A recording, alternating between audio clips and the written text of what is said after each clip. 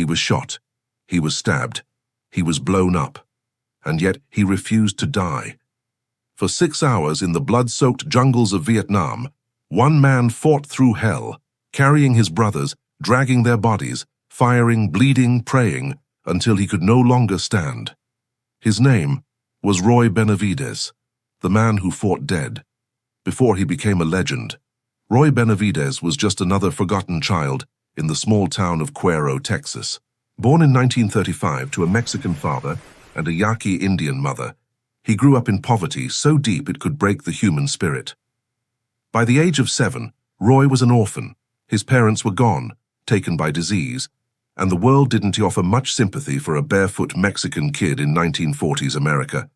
He worked in cotton fields, he shined shoes, he picked produce, but more than anything, he learned pain, and pain became his teacher. Every insult, every bruise, every empty stomach was another lesson, another reminder that life was a battle he had to win. When he finally joined the army, he wasn't looking for medals. He was looking for meaning. The uniform gave him that: discipline, honor, brotherhood. For the first time, he had a family that fought for him, and one he could fight for in return. In the early 1960s, Roy deployed to Vietnam as part of the elite 82nd Airborne. But his war didn't start with bullets. It started with pain. One day, while on patrol, Roy stepped on a landmine. The explosion ripped through his body. His spine and legs were severely injured. Doctors said he would never walk again. They shipped him back to the United States. And as he lay in the hospital bed, motionless, forgotten, his brothers went back to war without him. That broke him. But Roy Benavidez didn't accept never. Every night when the hospital lights dimmed, he began a secret war, a war against his own body. He would drag himself out of bed, fall to the floor, and crawl. He would push himself, inch by inch, down the hallway, his elbows bleeding, his arms shaking, tears in his eyes. Nurses begged him to stop. He didn't listen. Weeks turned into months, and one morning, in front of stunned doctors, Roy stood up. He limped. But he walked out of that hospital on his own 2 legs. The doctors called it a miracle. Roy called it unfinished business. 2 years later, he returned to Vietnam, this time with the elite special forces, Green Berets. By now, he was a Master Sergeant, trained, hardened, and calm. But fate was waiting for him again, in the thick jungles of Loc Ninh on May 2, 1968. That morning, a special forces team of 12 men, mostly Americans and South Vietnamese, was inserted deep into enemy territory. Their mission: to gather intelligence on North Vietnamese troop movements near the Cambodian border. But things went wrong, terribly wrong. They were ambushed, surrounded by over 1,000 North Vietnamese soldiers.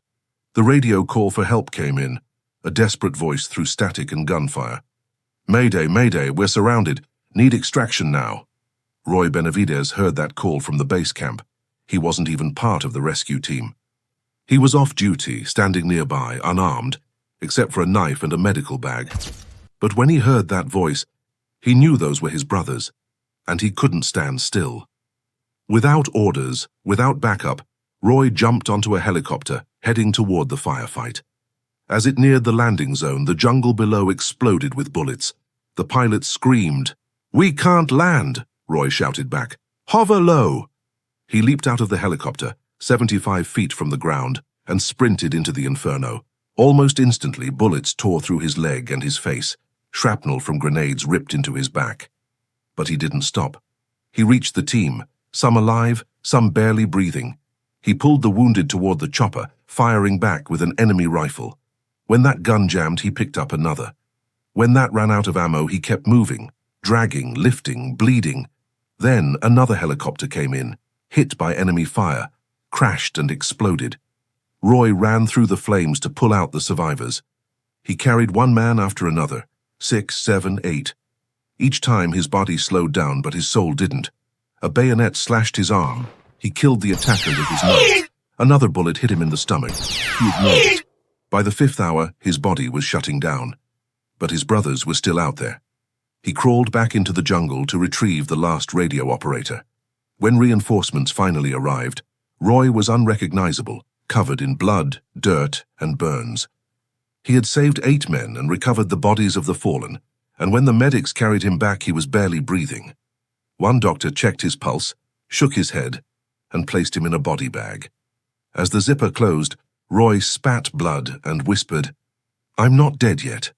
They called him the Ghost, because no one believed any man could go through what he did and live.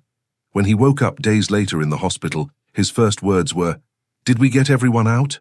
For his actions that day, Roy Benavidez was recommended for the Medal of Honor. But paperwork got lost. Politics got in the way, and for years, his story remained buried. He returned home to America, scarred and forgotten. He gave speeches in schools, military bases, and prisons, telling people not about war but about willpower. He said, "If you have faith and you have determination, you can defeat anything, even death itself." It wasn't until 1981, 13 years after that mission, that President Ronald Reagan finally awarded him the Medal of Honor. During the ceremony, Reagan turned to the audience and said, "If the story of Roy Benavidez were a movie script, you would not believe it." The room fell silent, because everyone knew it was true. Roy Benavidez didn't just survive war, he defined courage. He never saw himself as a hero. He once said, "I don't like to be called a hero. The real heroes are the ones who never came back." But his story, the story of a man who crawled through hell to save his brothers, became a lesson for generations. He showed that heroism isn't the absence of fear. It is the decision to move forward despite it. That bravery isn't loud, it's quiet, it's bloody, and it's real. When he died in 1998, the soldiers who served with him carried his coffin, their faces streaked with tears and pride. His tombstone reads, "Master Sergeant Roy P. Benavidez, Medal of Honor, Vietnam War." But those words don't capture what he truly was, because legends don't fit on marble. They live on, in every soldier who refuses to quit, in every man or woman who fights their own battles, in every person who keeps crawling, even when life tells them to give up. In a world full of noise, distraction, and comfort, we often forget what real sacrifice looks like. Roy Benavidez didn't fight for money. He didn't fight for fame. He fought for the man next to him, for brotherhood, for duty, for love of country. His story isn't just about war, it is about the strength of the human spirit. And maybe, deep down, that's what we're all fighting for. To prove that courage still exists, that loyalty still means something, and that one man, even one broken, bleeding man, can still change the fate of others. So, if you believe that courage should never be forgotten, if you believe that stories like Roy's still matter, then don't just scroll away. Honor his legacy. Keep his spirit alive.